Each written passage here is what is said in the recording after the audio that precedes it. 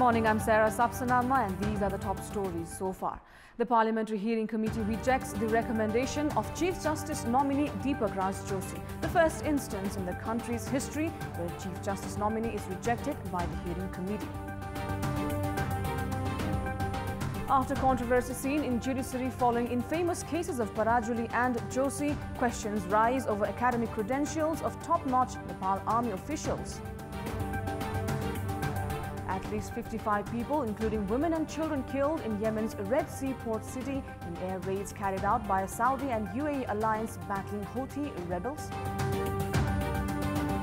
And Nepal snatched a thrilling one-run victory over the Netherlands. Nepal squared the first ever one-day international series, open doors for ODI ranking.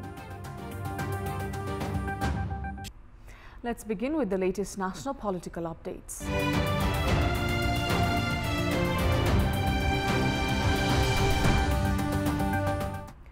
The Parliamentary Hearing Committee has rejected the recommendation of Chief Justice nominee Deepak Raj Joshi.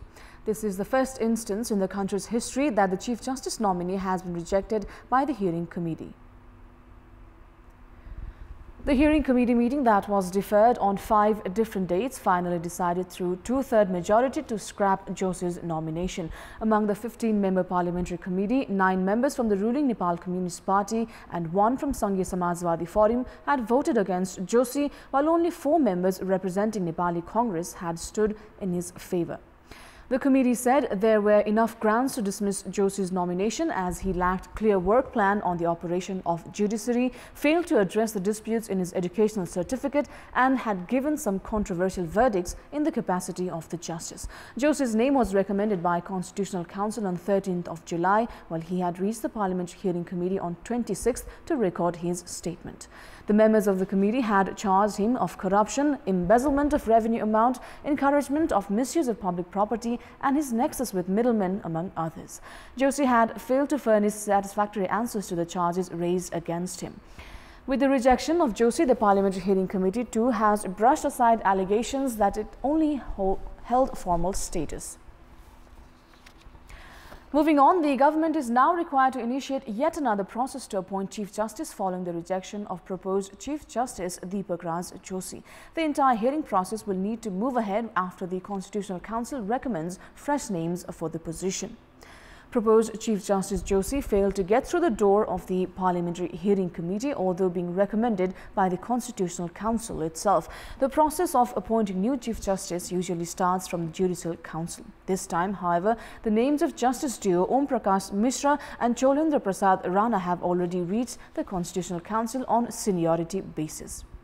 The further selection process is to begin from the Constitutional Council itself with the recommendation of either Mishra or Rana for the position. Meanwhile, the constitutional provision is not clear on whether or not Joshi should resign as a justice after being labelled ineligible by the Hearing Committee. Legal experts have suggested that Joshi would remain as an acting Chief Justice on seniority basis if he did not resign or face impeachment motion at the Parliament. The Prime Minister KP Sharma Oli has appointed Bhanu Bhakta Dhakal as Law, Justice and Parliamentary Affairs Minister. Likewise, State Minister for Health Padma Aryal has been appointed as Minister for Land Management and Poverty Alleviation. The newly appointed ministers were administered the oath of office and secrecy by President Vidya Devi Bhandari yesterday. Following the resignation of former Law Minister Sher Bahadur Tamang, the Ministry of Law, Justice and Parliamentary Affairs had remained without a leadership. Tamang had resigned from his post after he was widely criticized over his remarks on the alleged sexual exploitation of female students pursuing medical degrees in Bangladesh. Aryal, on the other hand, had been devoid of any portfolio following appointment of Sanghiya Samajwadi Forum Chairman Upendra Yadav as Health Minister along with Deputy Prime Minister. And we'll take a short break here. We have more news when we come back. Do stay with us. Welcome back. In recent time, the judiciary has been mired in controversies with questions regarding the academic and character certificates of justices. The scenario looks similar in Nepal Army as well, which is among the most important security institutions of the country. Suspicions have raised over certificates of senior army officials, while the government has been ignoring the issue. Former Chief Justice Gopal Parajuli was forced to resign from his position following revelation of different dates of birth mentioned in his citizen and citizenship and academic certificates.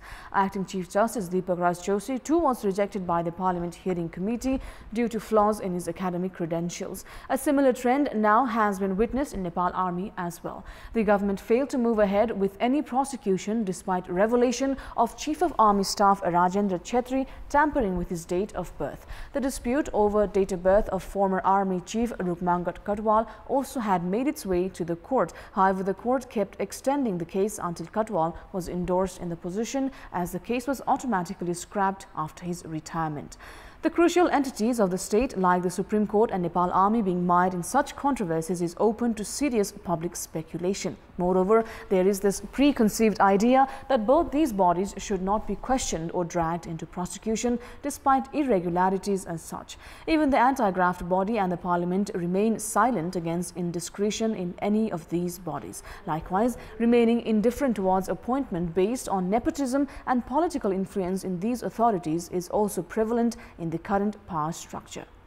The idea that such powerful authorities should be free of any outer interference means that they themselves should adhere to utmost discipline, transparency and dignity. However, given the growing trend of irregularities in such power centers, it is high time to have an independent entity with enough jurisdiction to assess the eligibility of their officials. Yesterday, we had asked the residents of Chapa and Thankari why they think the banks are not decreasing the interest rates on loans despite having enough capital.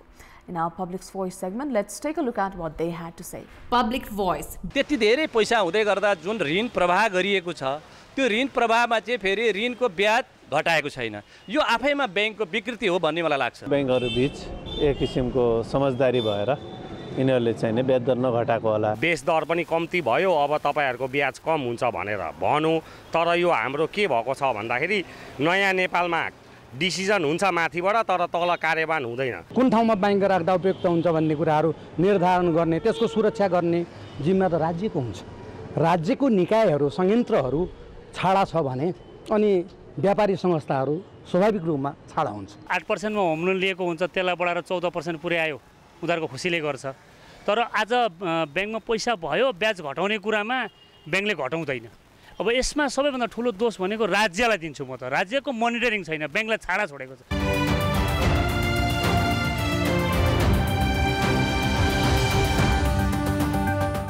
It's now time for our segment Public Pulse, where you text us with your opinion. Public Pulse. And your question is, what should be done to make the appointment of Chief Justice free of controversy? Your options are A, strict criteria for nomination, and B, free from political interference. Voting for that question is on. Type NEWS, select your option A or B and send it to 34001 to share your opinion with us. With that, it's now time for the sports update. Sports news. Nepal snatched victory from the jaws of defeat with a thrilling one-run victory over the Netherlands in the match played yesterday.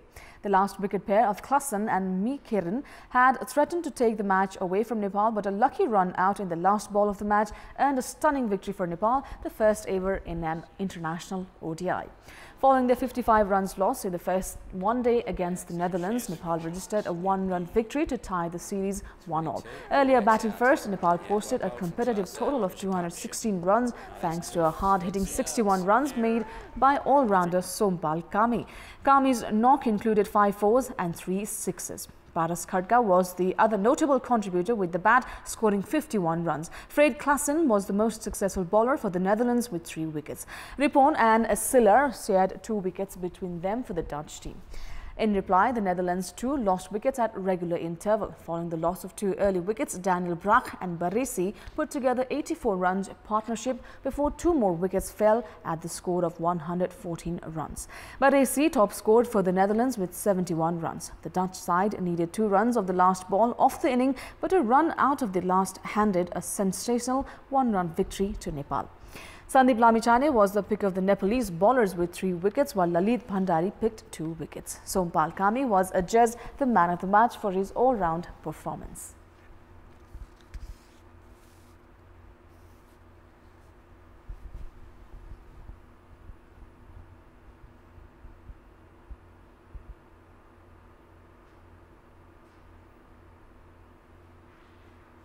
It's in the air for a while, but falls safe. Just one play as well. Yeah, good shots. Very good shot. That'll be two. There could be two Great runs shot for the from Dutch. Fred. Come on, get those legs going. He does. Little cut to class out. And that's not out, I think. Slower ball. Great shot. Unbelievable. Unbelievable. Cricket. You would And never Nepal win the match. Oh, you've never seen anything like my it. God. He hit it so well. Unbelievable. Great. Now, before we wrap up, here's a look at the top stories once again. The Parliamentary Hearing Committee rejects the recommendation of Chief Justice nominee Deepak Raj Joshi, the first instance in the country's history where Chief Justice nominee is rejected by the Hearing Committee. After controversy seen in judiciary following infamous cases of Parajuli and Joshi, questions rise over academic credentials of top-notch Nepal Army. At least 55 people, including women and children, killed in Yemen's Red Sea port city in air raids carried out by Saudi and UAE alliance battling Houthi rebels. And Nepal snatched a thrilling one-run victory over the Netherlands. Nepal square the first ever one-day international series opens doors for ODI ranking. That's all for the moment. Our next English bulletin will be at 11 a.m. later today. Stay tuned to Kantipur Television for more news and entertainment. Have a great day ahead.